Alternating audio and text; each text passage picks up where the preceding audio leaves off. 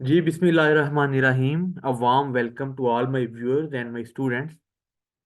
Thank you so much for subscribing my channel and thank you so much from huge amount of motivation that you are giving to me. आप लोगों से request है कि जो लोग first time channel पे आ रहे हैं वो मेरे चैनल को सब्सक्राइब करें और इसको शेयर करें उन लोगों के साथ जिनको बिजनेस फाइनेंस या फाइनेंशियल मैनेजमेंट से रिलेटेड इंफॉर्मेशन चाहिए या वो स्टूडेंट्स हैं उनका ये सब्जेक्ट है तो उनके लिए ये चीज़ें बड़ी हेल्पफुल साबित होंगी. ठीक है. अभी जो हमने पीछे लेक्चर पढ़े थे ये उन्हीं की एक्सटेंशन है. उन्हीं को आगे कंटिन्यू किया जा रहा है. हमने पीछे सिक्योरिटीज के बारे में पढ़ा. सिक्योरिटीज को ऑक्शन मार्केट के अंदर ट्रेड कैसे किया जाता है इसके बारे में पढ़ा. अब हम पढ़ेंगे कि किसी ऑर्गेनाइजेशन को मैनेज कैसे किया जा रहा होता है और हम बिजनेस ऑर्गेनाइजेशंस की चार टाइप्स को भी पढ़ेंगे. ठीक है. सो सबसे पहला कंसेप्ट इसमें आ जाता है हमारे पास कारपोरेट गवर्नेंस. कारपोरेट गवर्नेंस क्या होती है इसमें वो बता रहा है कि corporate governance it is concerned with how firms manage themselves and the way in which this performance is monitored.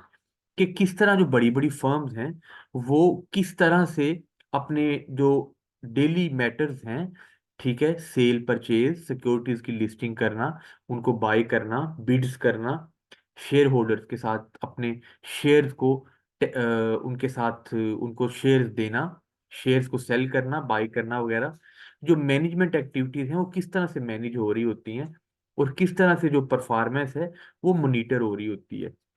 ये सारा कारपोरेट गवर्नेंस में आता है. When shareholders hire professional managers to run their company, it is important to ensure that business decisions are made that maximize the wealth of shareholders and not the personal wealth of managers. देखें, जो share holders होते हैं basically company के जो real owner हैं वो तो share holders ही है ना, जिनके पास उस कंपनी के शेयर्स हैं. शेयर से मुराद ये है कि कितने जितने ज्यादा किसी के पास शेयर होंगे उतनी ही उसकी कंपनी के अंदर ओनरशिप भी ज्यादा होगी. सो शेयर होल्डर से मुराद ये है कि कैसा बंदा जो कंपनी में अपनी ओनरशिप रखता है. And ownership is based on the number of और the amount of shares that a particular person has in the company. So जो शेयर होल्डर्स हैं जब वो मैनेजर्स को, प्रोफेशनल मैनेजर्स को, फाइनेंशियल एनालिस्ट को हायर करते हैं कि आप हमारी कंपनी को रन करें, तो उसका मकसद क्या होता है कि शेयर होल्डर्स की वेल्थ को मैक्सिमाइज किया जाता है, ना कि पर्सनल वेल्थ ऑफ मैनेजर्स. वो एज एन एम्प्लॉय वहां पे काम कर रहे होते हैं जो मैनेजर्स हैं, और जो मकसद क्या है, पर्पस क्या है, शेयर होल्डर्स की वेल्थ को मैक्सिमाइज किया जाए, ना कि वेल्थ ऑफ मैनेजर्स को. ठीक है जी. इसको कारपोरेट गवर्नेंस कहते हैं कि किस तरह से कारपोरेशंस चलाई जाती हैं. आगे वो आपके सामने बता रहे हैं forms of business organization. Business organization की फॉर्म्स क्या क्या हैं. So there are three basic forms of business organization. कोई भी बिजनेस ऑर्गेनाइजेशन होगी वो इन्हीं तीनों में से एक फॉर्म में एग्जिस्ट कर रही होगी. जैसे पहला है sole proprietorship. A business owned by a single individual. ऐसा बिजनेस जो किसी कंपनी की शक्ल में नहीं है, किसी पार्टनरशिप की शक्ल में नहीं है, it is owned by one person. So इसको कह देते हैं सोल प्रोप्राइटरशिप. सोल का मतलब सिंगल. और सिंगल ओनर जब किसी बिजनेस का होता है, जैसे कोई शॉपकीपर है या किसी ने एक शॉप ओपन की है, वहां पे वो डेली यूजर की चीजें बेच रहा है, सो वो एक सिंगल इंडिविजुअल है और वो उस दुकान का मालिक है, वो सोल प्रोप्राइटरशिप होगा. फिर दूसरा है पार्टनरशिप. ये ऐसी बिजनेस की फॉर्म है जिसमें दो या दो से ज्यादा लोग आपस में अपनी वेल्थ को शेयर करके एक पार्टनरशिप डीड के थ्रू आते हैं और उस बिजनेस को रन करते हैं. हम इसकी डिटेल में भी पढ़ेंगे. तो पार्टनरशिप से मुराद क्या हुआ, ऐसा बिजनेस जिसको दो या दो से ज्यादा लोग रन कर रहे हो वो पार्टनरशिप बिजनेस है. और तीसरा है जो कि एडवांस्ड फॉर्म ऑफ बिजनेस है जिसको कारपोरेशन या कंपनीज कहा जाता है. A business created as a distinct legal entity composed of one or more individual or entities. इसमें बिजनेस क्या होता है, एक लीगल एंटिटी की शक्ल अख्तियार कर देता है. ठीक है. और उस एंटिटी के अंदर मुख्तलिफ लोग होते हैं जो कि अपना हिस्सा या शेयर होल्डर्स होते हैं उस बिजनेस के. ठीक है. अब business created as distinct legal entity, ये पॉइंट बहुत अहम है कि इसकी एक बिजनेस की लीगल एंटिटी की एक सेपरेट हैसियत होती है कारपोरेशन की, अपने ओनर से डिफरेंट हैसियत भी होती है, कंपोज्ड ऑफ वन और मोर इंडिविजुअल्स और एंटिटी, और ये एंटिटी किसी एक या एक से ज्यादा लोगों पर मुश्तमिल होती है। ठीक है, लेकिन इसमें जो ओनर्स होते हैं कारपोरेशन के वो बहुत ज्यादा होते हैं, वो कई ओनर्स हो सकते हैं। अब मैं आपको जरा इनकी डिटेल भी बता देता हूँ। Sole proprietorship, this is owned and manage by one person, एक ही बंदे ने उस बिजनेस को कंडक्ट करना है। Therefore it is very easy to form, sole proprietorship को रन करना चलाना इजी होता है, इसमें ज्यादा लीगल फॉर्मेलिटीज नहीं होती। फिर profit taxed as personal income, जितना भी प्रॉफिट होता है वो आपकी पर्सनल इनकम में ही आ रहा होता है। ठीक है, जितना प्रॉफिट कमा लिया आपकी पर्सनल इनकम बढ़ गई। फिर अनलिमिटेड लाइबिलिटी, जो सोल प्रोप्राइटरशिप बिजनेस की फॉर्म है, इसमें लाइबिलिटी अनलिमिटेड होती है। फॉर एग्जांपल अगर बिजनेस का कोई नुकसान हो जाता है, या लेट सपोज कि वो जो शॉप है अगर वो शॉप जल गई, तो उसका सारे का सारा नुकसान वो अकेला बंदा ही बियर करेगा। तो लिमिटेड लाइबिलिटी नहीं होती, अनलिमिटेड लाइबिलिटी होती है, जो सिंगल ओनर बियर कर रहा होता है। Life of company link to life of owner, इसमें लाइफ ऑफ कंपनी से मुराद ये है कि लाइफ ऑफ दिस बिजनेस जो सोल प्रोप्राइटरशिप है। वैसे इन रियल टर्म्स आप सोल प्रोप्राइटरशिप के लिए कंपनी का वर्ड यूज नहीं करते, लेकिन ये आपके अंडरस्टैंडिंग के लिए है कि life of the business is linked to the life of the owner. जब तक ओनर जिंदा है, उस दुकान को रन कर रहा है, तभी तक वो बिजनेस चलेगा। अगर वो उस बिजनेस को छोड़ देगा या ओनर एक्सपायर हो जाएगा, तो बिजनेस भी वहीं पे रुक जाएगा उसका। फिर नेक्स्ट पॉइंट क्या है कि amount of funding is limited by owners personal wealth and limited options of capital. जो बिजनेस को फंड करना है, जो बिजनेस में जितनी इन्वेस्टमेंट आनी है, वो उतनी ही होगी कि जितनी पर्सनल वेल्थ होगी ओनर की। और लिमिटेड ऑप्शंस ऑफ कैपिटल, इसमें कैपिटल की ऑप्शंस लिमिटेड हैं। जैसे मिसाल के तौर पे पार्टनरशिप या कारपोरेशन जो होती हैं, उनमें कैपिटल रेज किया जा सकता है, स्पेशली कारपोरेशन की शक्ल में। जब जो कारपोरेशन होती हैं उनमें शेयर इशू करें और पैसा जनरेट कर लें। जबकि जो सोल प्रोप्राइटरशिप है, इसमें जो ओनर की अपनी वेल्थ है, वही बेसिकली ओवरऑल बिजनेस की वेल्थ है। वो अपनी जाती इनकम में से ही अपने बिजनेस में पैसा लेके आ सकता है। ठीक है, कोई और सोर्स ऑफ फंडिंग नहीं होती उसकी। फिर दूसरा है पार्टनरशिप।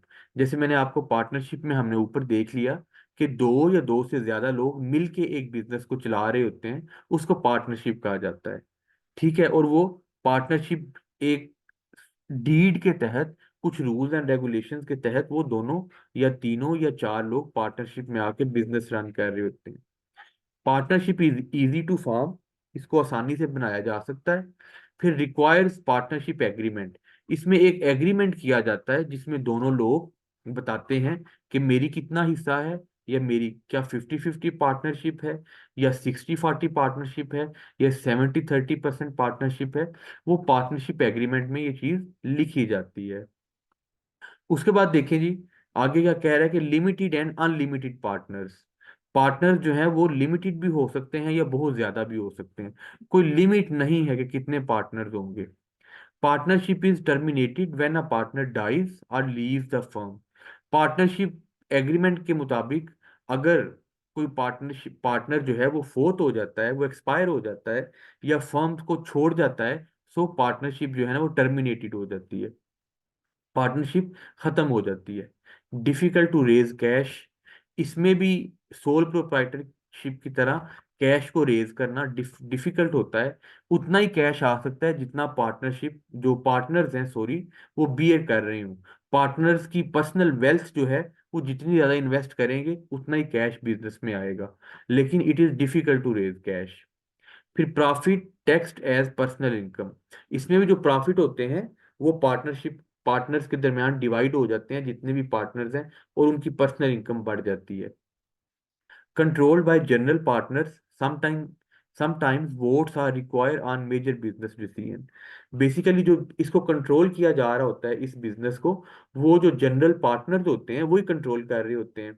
लेकिन समटाइम्स ऐसा भी होता है कि अगर बड़े बड़े बिजनेस डिसीजन लेने हैं तो वोटिंग करवा ली जाती है। अगर 5 पार्टनर्स हैं तो देख लिया जाता है कि 3 पार्टनर्स जिस हक में डिसीजन लेंगे, वोट कास्ट करेंगे, तो वो वाला डिसीजन बिजनेस पे इम्प्लीमेंट कर दिया जाएगा जिसमें ज्यादा वोट्स होंगे।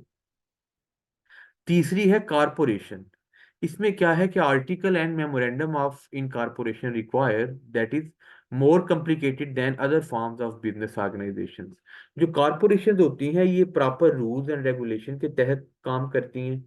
और ये कंपनी जो, या जिसको कॉरपोरेशन आप कह लें, उस कंट्री के जो SECP है, जैसे securities and exchange commission of Pakistan, उसके रूल्स एंड रेगुलेशन के तहत ही ये कारपोरेशन बनेगी।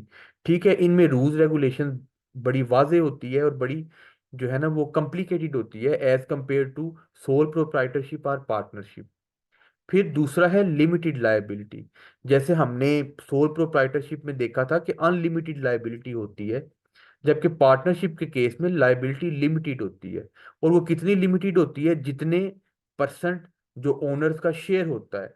अब कारपोरेशन में हम, जैसे मैंने आपको पिछली वीडियो में बताया था कि जो कारपोरेशन में शेयर होल्डर्स होते हैं वो बिजनेस में अपना अपना शेयर रखते हैं। सो जितना जिसका शेयर होगा उतनी ही उसकी लायबिलिटी भी होगी। ठीक है। फिर profits taxed as corporate tax rate. जो प्रॉफिट मिलते हैं वो आफ्टर टैक्सेशन मिलते हैं, टैक्सेशन डिडक्ट करने के बाद मिलते हैं। और जो भी टैक्स रेट किसी कंट्री में चल रहा होता है उसके रूल्स एंड रेगुलेशन के मुताबिक ही प्रॉफिट्स डिवाइड होते हैं। फिर इसमें बोर्ड ऑफ डायरेक्टर्स भी होते हैं। बोर्ड ऑफ डायरेक्टर से मुराद क्या है? कि जो मैनेजमेंट की टीम है उसमें बोर्ड ऑफ डायरेक्टर्स हैं जो कि मैनेजर्स को या फाइनेंशियल मैनेजर्स को या कोऑर्डिनेटर्स को हायर करते हैं। और कंपनी के जितने भी बेसिक बेसिक बड़े बड़े मोटे मोटे डिसीजंस हैं वो बोर्ड ऑफ डायरेक्टर्स ही ले रहे होते हैं। फिर life of company is hypothetically unlimited. इसमें जो कंपनी की लाइफ है वो अनलिमिटेड होती है। क्यों? क्योंकि number of shareholders are there. और जब अगर उन्होंने बिजनेस को छोड़ना हो तो अपने शेयर सेल कर देते हैं और कंपनी की ओनरशिप दूसरे लोगों के पास आ जाती है। इसलिए इसकी जो नम वो है लाइफ है वो अनलिमिटेड होती है, ये बिजनेस चलता रहता है। ठीक है जी। आगे हमने कुछ जो डॉक्यूमेंट पढ़े थे कि memorandum of association and article of association, ये क्या होता है इसको मैं आपको नेक्स्ट वीडियो में बताऊंगा। अभी के लिए मैं इस वीडियो को यहाँ पे रोक रहा हूँ।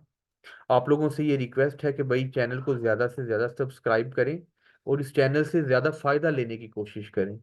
अगर आप इसको ज़्यादा सब्सक्राइब करेंगे, रेगुलर देखेंगे, तो आपका माइंड सेट बनना बनना शुरू हो जाएगा फाइनेंशियल मैनेजमेंट के बारे में। मेरी कोशिश यही है कि इसको बुक के ऊपर से पढ़ के साथ साथ आपको एक्सप्लेन करता जाऊं, ताकि आपके लिए भी इसको डाइजेस्ट करना, इसको से अपने माइंड में सेव रखना इजी हो जाए। एट द एंड मैं आपसे फिर वही बात करूंगा कि चैनल को ज़रूर सब्सक्राइब करें। चैनल को आप सब्सक्राइब करेंगे तो आपको मेरी वीडियोस मिलती रहेंगी रेगुलरली और आप इनको देखते रहेंगे। So thank you so much for watching my channel. अल्लाह हाफिज़।